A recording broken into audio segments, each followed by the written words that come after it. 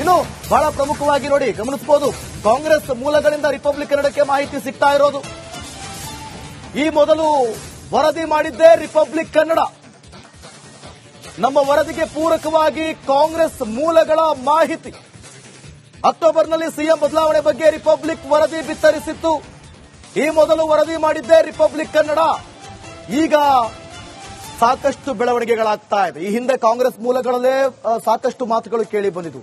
DK Shivakumar ಮನಸ್ಸು ಯಾವ ರೀತಿ ಇದೆ, ಬದಲಾಗುವಂತ ಸಾಧ್ಯತೆ ಇದೆಯಾ, ಹೋಗುವಂತ ಸಾಧ್ಯತೆ ಇದೆಯಾ? ಆದ್ರೆ ಡಿಕೆ ಶಿವಕುಮಾರ್ ಕೊಡ್ತಾ ಇದ್ದಿದ್ದು ಕ್ಲಾರಿಟಿ, ನಾನು ಹುಟ್ಟಿನಿಂದಲೇ ಕಾಂಗ್ರೆಸ್ ಅಂತ ಹೇಳಿ.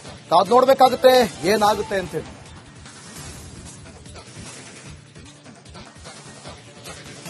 ವರದಿ ಮಾಡಿದ್ದು ರಿಪಬ್ಲಿಕ್ ಕನ್ನಡ 50-50 ಅನುಪಾತದಂತೆ ಈಗ ಇಲ್ಲೂ ಕೂಡ ಒಂದಷ್ಟು ಬದಲಾವಣೆಗಳಾಗುತ್ತೆ, ಮಾತುಕತೆಗಳು ಕೂಡ ಆಗುತ್ತೆ ಅಂತೇಳಿ. ನೋಡಿ, ಮೊನ್ನೆ ನಾವು ರಾತ್ರಿ ಬ್ರೇಕ್ ಮಾಡ್ತೀವಿ. ಡಿಕೆ ಶಿವಕುಮಾರ್ ಅವರು ದೆಹಲಿಗೆ ಹೋಗ್ತಾರೆ, ತುಂಬಾ ಕೋಪದಲ್ಲಿ ಇರ್ತಾರೆ, ಗರಂ ಆಗಿರ್ತಾರೆ. ಮಾಧ್ಯಮದವರು ಸಾಕಷ್ಟು ಪ್ರಶ್ನೆಗಳನ್ನ ಮಾಡಿದಾಗ ಒಂದು ಕಪ್ ಟೀ ಕುಡಿಲ್ಲ ಅಂತೇಳಿ ಪ್ರಶ್ನೆಯನ್ನ ಮಾಡ್ತಾರೆ. ಒಂದು ಕಪ್ ಟೀ ಕುಡಿತೀನಿ ಅಂತೇಳಿ ಯಾವುದಕ್ಕೂ ಕೂಡ ಉತ್ತರ ಕೊಡೋದಿಲ್ಲ. ಅಲ್ಲಿಗೆ ಏನೋ ಒಂದು ಸ್ಪಷ್ಟ ಸಂದೇಶ ಡಿಕೆ ಶಿವಕುಮಾರ್ ಅವರಿಗೆ ರವಾನೆ ಆಗಿತ್ತು ಅನ್ನೋದು ಸ್ಪಷ್ಟವಾಗಿ ರಿಪಬ್ಲಿಕ್ ಕನ್ನಡಕ್ಕೆ ಗೊತ್ತಾಗಿತ್ತು. ರಿಪಬ್ಲಿಕ್ ಕನ್ನಡಕ್ಕೆ. ನೋಡಿ, ಎಐಸಿಸಿ ಅಧ್ಯಕ್ಷ ಮಲ್ಲಿಕಾರ್ಜುನ್ ಖರ್ಗೆ ಅವರನ್ನ ಭೇಟಿ ಮಾಡಿರಲಿಲ್ಲ. ಆದ್ರೆ ಸುರ್ಜೇವಾಲಾ ಅವರನ್ನ ಭೇಟಿ ಮಾಡುವಂತ ಡಿಕೆ ಶಿವಕುಮಾರ್ ಅವರು ಒಂದಷ್ಟು ಕಂಪ್ಲೇಂಟ್ ಗಳನ್ನ ಮಾಡಿ ಬರ್ತಾರೆ.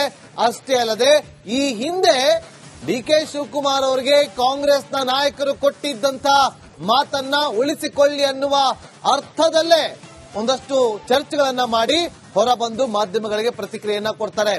ಆ ಮಾಧ್ಯಮಗಳಿಗೆ ಪ್ರತಿಕ್ರಿಯೆಯನ್ನ ಕೊಡುವ ಸಂದರ್ಭದಲ್ಲಿ ಸಿಎಂ ಬದಲಾವಣೆ ಆಗತ್ತಂತೆ, ಮುಂದಿನ ದಿನದಲ್ಲಿ ನಿಮ್ಮ ವಿರುದ್ಧವಾಗಿ ಒಂದಷ್ಟು ಬಣ ಈಗ ಸತೀಶ್ ಜಾರಕಿಹೊಳಿ ಅವರಾಗಿರ್ಬೋದು ಅಥವಾ ರಾಜಣ್ಣ ಟೀಮ್ ಆಗಿರ್ಬೋದು ಹೋಗಿ ಹೈಕಮಾಂಡ್ ಅನ್ನ ಭೇಟಿ ಮಾಡ್ತಿದ್ದಾರೆ, ಸಾಲು ಕಂಪ್ಲೇಂಟ್ ಗಳನ್ನ ತಗೊಂಡು ಹೋಗ್ತಿದಾರಂತೆ. ಹೌದಾ? ಈ ತರದ ಒಂದಷ್ಟು ಜನರಲ್ ಪ್ರಶ್ನೆಗಳು ಇದ್ದಾಗ ಡಿಕೆ ಶಿವಕುಮಾರ್ ಅವರ ಪ್ರತಿಕ್ರಿಯೆ ಏನಿತ್ತು ಅಂತಂದ್ರೆ, ಒಂದು ಕಪ್ ಟೀ ಕುಡಿತೀನಿ ಅಂತ ಅನ್ನುವ ರೀತಿಯಲ್ಲಿ ಅದೆಲ್ಲದಕ್ಕೂ ಕೂಡ ಫುಲ್ ಸ್ಟಾಪ್ ಇಟ್ಟಿದ್ರು. ಅದಾದ ಬಳಿಕ ನೇರವಾಗಿ ನಿನ್ನೆ ಕಾಣಿಸಿಕೊಂಡಿದ್ದು ಬೆಂಗಳೂರಲ್ಲಿ ಪ್ರೆಸ್ ಮೀಟ್ ಅಲ್ಲಿ. ಅವರಾಗವರೇ ಪ್ರೆಸ್ ಮೀಟ್ ಅನ್ನ ಕರೆದು, ನಾನು ಈ ತರ ಇಶಾ ಫೌಂಡೇಶನ್ಗೆ ಹೋಗ್ತಾ ಇದ್ದೀನಿ, ಕಳೆದ ವರ್ಷ ನನ್ನ ಪುತ್ರಿ ಹೋಗಿದ್ಲು, ಈ ಬಾರಿ ನಾನು ಹೋಗ್ತಾ ಇದ್ದೀನಿ, ಸದ್ಗುರುಗಳು ಬಂದು ನಮ್ಮ ಮನೆಯಲ್ಲಿ ಇನ್ವೈಟ್ ಮಾಡಿ ಹೋಗಿದ್ದಾರೆ ಅಂತ ಹೇಳಿ. ಹಾಗಾಗಿ ನಿನ್ನೆ ಹೋಗಿದ್ರು. ನಿನ್ನೆ ಅಲ್ಲಿ ಡಿಕೆ ಶಿವಕುಮಾರ್ ಅವರು ಅಮಿತ್ ಶಾ ಅವರನ್ನ ಭೇಟಿ ಮಾಡಿದ್ದಾರೆ. ಇಬ್ಬರ ನಡುವೆ ಕೂಡ ಸಾಕಷ್ಟು ಚರ್ಚೆಗಳಾಗಿದೆ. ಕೇವಲ ವಿಶ್ವಾಸ ಅಷ್ಟೇ ಅಲ್ಲ, ಮಾತುಕತೆ ಅಂತೂ ನಡೆಸಿರುತ್ತೆ. ಇದು ಆನ್ ಕ್ಯಾಮ್ರಾ, ಇದು ಬಿಹೈಂಡ್ ಕ್ಯಾಮ್ರಾ ಏನೆಲ್ಲ ಚರ್ಚೆ ಆಗಿರುತ್ತೆ ಅದರ ಇನ್ಸೈಡ್ ಡೀಟೇಲ್ಸ್ ರಿಪಬ್ಲಿಕ್ ಕನ್ನಡಕ್ಕೆ ಲಭ್ಯ ಆಗಿದೆ.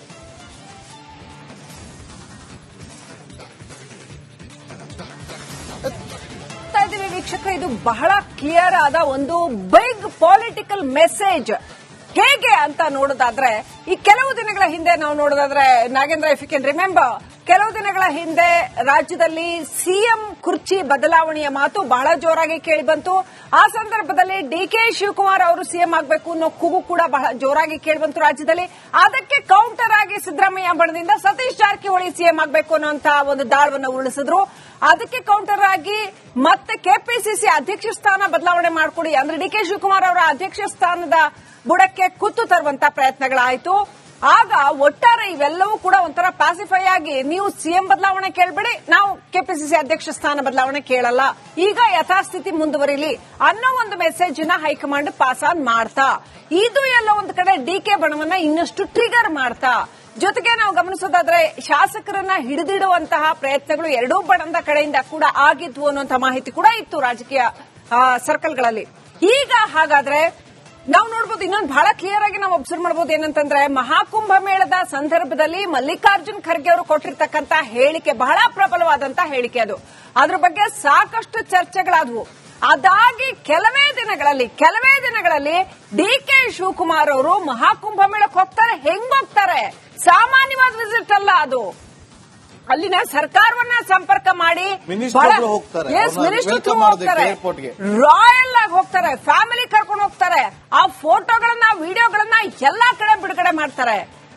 ಸೊ ಇದು ಬಹಳ ಕ್ಲಿಯರ್ ಆದಂತ ಒಂದು ಮೆಸೇಜ್. ನೀವು ಅಕ್ಟೋಬರ್ ಏನಾದರೂ ಸಿಎಂ ಹುದ್ದೆ ಕೊಡದೆ ಹೋದ್ರೆ ಸಮಸ್ಯೆ ಆಗುತ್ತೆ ಅನ್ನೋ ಮೆಸೇಜ್. ಒಂದು ವಿಚಾರವನ್ನ ಹೇಳ್ತಾರೆ, ನನಗೆ ಶಕ್ತಿ ತುಂಬಿದ್ದಾರೆ, ಶಕ್ತಿ ಇದೆ, ಕಮಿಂಗ್ ಎಲೆಕ್ಷನ್ ಅಲ್ಲಿ ಕೂಡ ನನ್ನದೇ ನಾಯಕತ್ವದಲ್ಲಿ ಹೋಗ್ತೀನಿ ಅಂತೇಳಿ. ಆದ್ರೆ ಈಗ ಸಿಕ್ಕಿರುವಂತ ಇನ್ಸೈಡ್ ಮಾಹಿತಿ ಅಂತಂದ್ರೆ ಅಕ್ಟೋಬರ್ ನಲ್ಲಿ ಸಿಎಂ ಆಗ್ತಾರಾ ಅನ್ನೋದು.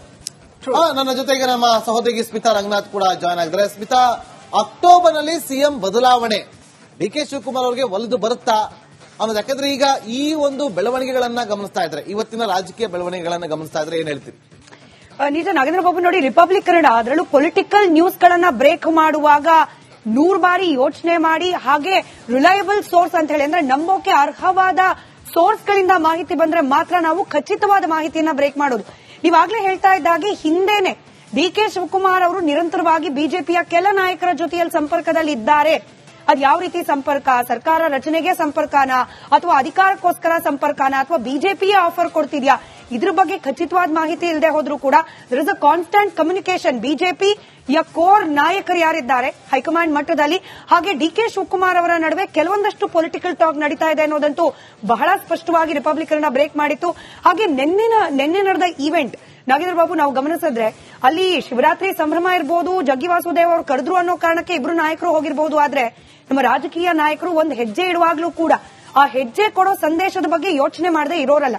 ಅಂಥದ್ರಲ್ಲಿ ಅಮಿತ್ ಶಾ ಅವರ ಜೊತೆಯಲ್ಲಿ ಒಂದೇ ವೇದಿಕೆಯಲ್ಲಿ ಡಿಕೆ ಶಿವಕುಮಾರ್ ಅವರು ಕಾಣಿಸ್ಕೊಂಡ್ರೆ ಪೊಲಿಟಿಕಲ್ ಮೆಸೇಜ್ ಏನ್ ಹೋಗುತ್ತೆ, ಇದನ್ನ ಯೋಚನೆ ಮಾಡದಲ್ಲೇ ಹೋಗಿರ್ತಾರಾ? ಇಬ್ಬರೂ ನಾಯಕರು ಒಂದು ವೇದಿಕೆಯಲ್ಲಿ ಕಾಣಿಸ್ಕೊಂಡ್ರು, ಅದರಲ್ಲೂ ಕರ್ನಾಟಕದಲ್ಲಿ ನಡೀತಾ ಇರುವ ಕುರ್ಚಿ ಕಾಳಗ.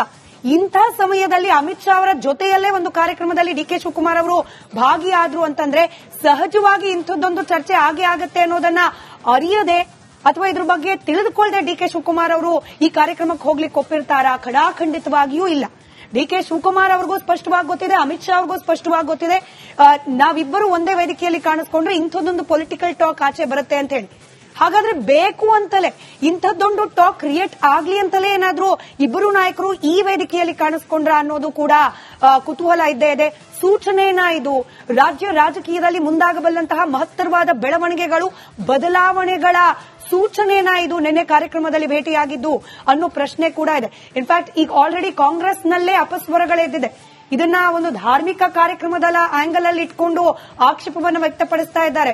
ಜಗ್ಗಿ ವಾಸುದೇವ್ ಅವರು ಆರ್ಎಸ್ಎಸ್ ನ ಮುಖವಾಣಿ ತರದಲ್ಲಿ ಕೆಲಸ ಮಾಡೋರು, ರಾಹುಲ್ ಗಾಂಧಿಯನ್ನ ಮಾಕ್ ಮಾಡೋರು, ಇಂಥವ್ರ ಕಾರ್ಯಕ್ರಮದಲ್ಲಿ ಯಾಕೆ ಭಾಗಿಯಾದ್ರು ಡಿಕೆ ಶಿವಕುಮಾರ್ ಅಂತ ಹೇಳಿ ಅಪಸ್ವರಗಳೆದ್ದಿದೆ. ಆದ್ರೆ ಮೂಲವಾಗಿ ಇರೋ ಅಪಸ್ವರ ಡಿಕೆ ಶಿವಕುಮಾರ್ ಅವರು ಬಿಜೆಪಿಯ ಐಡಿಯಾಲಜಿಗೆ ಹತ್ತಿರವಾಗಿ ಹೋಗ್ತಾ ಇರೋದು. ಇದು ಕಾಂಗ್ರೆಸ್ನ ಅನೇಕ ನಾಯಕರಿಗೆ ಕಣ್ಣನ್ನ ಕೆಂಪಾಕಿಸಿದೆ. ನೇರವಾಗಂತೂ ಟೀಕೆ ಮಾಡ್ಲಿಕ್ಕೆ ಸಾಧ್ಯ ಇಲ್ಲ. ಡಿಕೆ ಶಿವಕುಮಾರ್ ಅವರದಕ್ಕೆ ಕೌಂಟರ್ ಕೊಡೋದ್ರಲ್ಲಿ ನಿಸ್ಸೀಮರಿದ್ದಾರೆ.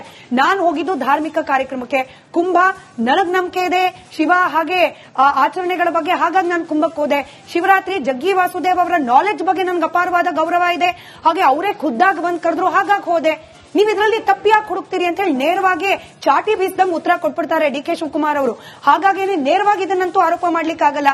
ಡಿಕೆ ಶಿವಕುಮಾರ್ ಅವರು ಬಿಜೆಪಿ ಐಡಿಯಾಲಜಿ ಕಡೆಗೆ ವಾಲ್ತಿದ್ದಾರೆ, ಬಿಜೆಪಿ ನಾಯಕರ ಜೊತೆಯಲ್ಲಿ ಕಾಂಟ್ಯಾಕ್ಟ್ ನಲ್ಲಿದ್ದಾರೆ ಅಂತ ಹೇಳಿ ನೇರವಾಗಿ ಹೇಳಲಿಕ್ಕೆ ಸಾಧ್ಯ ಆಗದೆ ಈ ರೀತಿ ಏನಾದ್ರೂ ಇಂಡೈರೆಕ್ಟ್ ಆಗಿ ಅಪಸ್ವರಗಳು ಆಚೆ ಬರ್ತಿದ್ಯಾ ಕಾಂಗ್ರೆಸ್ ಪಾಳ್ಯದಿಂದ, ಇದು ಅನುಮಾನ ಇದೆ. ಬಟ್ ಎಲ್ಲದನ್ನ ನಾವು ಕೂಡು ಕಳ್ದಿ ಲೆಕ್ಕಾಚಾರ ಹಾಕಿ ನೋಡಿದಾಗ Nagendra Babu, if we start connecting the dots, ಎಲ್ಲೋ ಒಂದ್ ಕಡೆ ರಾಜ್ಯ ರಾಜಕೀಯದಲ್ಲಿ ಮಹತ್ತರವಾದ ಬದಲಾವಣೆ ಆಗೋದು ನಿಶ್ಚಿತವಾಗಿದೆ. ಅದಕ್ಕೆ ಸಾಕ್ಷೀಕರಿಸ್ತಾ ಇದೆ ಎಲ್ಲಾ ಘಟನೆಗಳು. ಡಿಕೆ ಶಿವಕುಮಾರ್ ಅವರು ಕುಂಭಕ್ಕೆ ಹೋಗಿದ್ದಿರಬಹುದು ಅಥವಾ ಅಮಿತ್ ಶಾ ಅವ್ರ ಜೊತೆ ವೇದಿಕೆಯಲ್ಲಿ ಕಾಣಿಸಿಕೊಂಡಿದ್ದಿರಬಹುದು. ಇದೆಲ್ಲವನ್ನ ಗಮನಿಸಿದ್ರೆ ಮುಂದಾಗಬಲ್ಲ ದೊಡ್ಡ ಬದಲಾವಣೆಯ ಸ್ಟಾರ್ಟಿಂಗ್ ಪಾಯಿಂಟ್ಸ್ ಇವೆಲ್ಲ ಅನ್ನೋದಂತೂ ಅನುಮಾನ ಬರ್ತಾ ಇದೆ. ನಾಗೇಂದ್ರ, ಸ್ಮಿತಾ, ನೋಡಿ, ಈಗ ಮತ್ತೊಂದು ವಿಚಾರ ಅಂತಂದ್ರೆ ಕಳೆದ ವಾರ ಈ ಸತೀಶ್ ಜಾರಕಿಹೊಳಿ ಅವರು ಹೋಗಿ ಹೈಕಮಾಂಡ್ ಅನ್ನ ಭೇಟಿ ಮಾಡಿದ್ರು. ಸತೀಶ್ ಜಾರಕಿಹೊಳಿ ಅವರು ಹೈಕಮಾಂಡ್ ನ ಭೇಟಿ ಮಾಡಿ ಅವರು ಸುಮ್ಮನೆ ಮಾತುಕತೆಯನ್ನು ಮಾಡಿ ಬಂದಿಲ್ಲ. ನೋಡಿ, ನಾವು ನಮ್ಮದೇ ಒಂದು ಉತ್ತರ ಕರ್ನಾಟಕ ಅಥವಾ ಕಲ್ಯಾಣ ಕರ್ನಾಟಕ ಭಾಗದ ನಾಯಕರನ್ನ ಸಿಎಂ ಆಗಿ ಮಾಡಿ, ಒಂದು ವೇಳೆ ನಿಮ್ಮ ಮನಸ್ಸಲ್ಲಿ ಏನಾದ್ರೂ ಬದಲಾವಣೆ ಮಾಡಬೇಕು ಅನ್ನೋದೇನಾದ್ರೂ ನಿಮ್ಮಲ್ಲಿ ಪ್ಲಾನಿಂಗ್ ಇದ್ರೆ ಇಂತಹದೊಂದು ನಮ್ಮಲ್ಲೇ ಯಾರು ಒಬ್ರನ್ನ ಮಾಡಿ, ನನ್ನೇ ಮಾಡಿ ಅಂತ ಹೇಳ್ತಾರೆ, ನಮ್ಮಲ್ಲೇ ಯಾರು ಒಬ್ರನ್ನ ಮಾಡಿ ಅಂತೇಳಿ ಸ್ಪಷ್ಟ ಸಂದೇಶವನ್ನ ಕೊಟ್ಟು ಬಂದಿದ್ದಾರೆ. KN ರಾಜಣ್ಣ ಅವರು ಕೂಡ ಇದೇ ರೀತಿಯಾದಂತಹ ಸ್ಪಷ್ಟ ಸಂದೇಶವನ್ನ ಕೊಟ್ಟಿದ್ದಾರೆ. ನಮ್ಮಲ್ಲೇ ಯಾರನ್ನಾದ್ರೂ ಒಬ್ಬರನ್ನ ಮಾಡಿ, ಒಂದು ವೇಳೆ DK ಶಿವಕುಮಾರ್ ಅವರನ್ನೇನಾದ್ರೂ ಮಾಡಿದ್ದೆ ಆದ್ರೆ ನಾವು ಒಂದು ಟೀಮ್ ಅನ್ನ ಮಾಡ್ಕೊಂಡಿರ್ತೀವಿ ಅಂತೇಳಿ ಇದೆಲ್ಲವೂ ಕೂಡ ರಾಜಕೀಯ ಪಡಸಾಲೆಯಲ್ಲಿ ಚರ್ಚೆಗಳಾಗ್ತಾ ಇರೋದು. ಈ ತರದ ಒಂದು ಸಂದೇಶವನ್ನ ಕೊಟ್ಟು ಬಂದಿದ್ದಾರೆ ಅಂತ.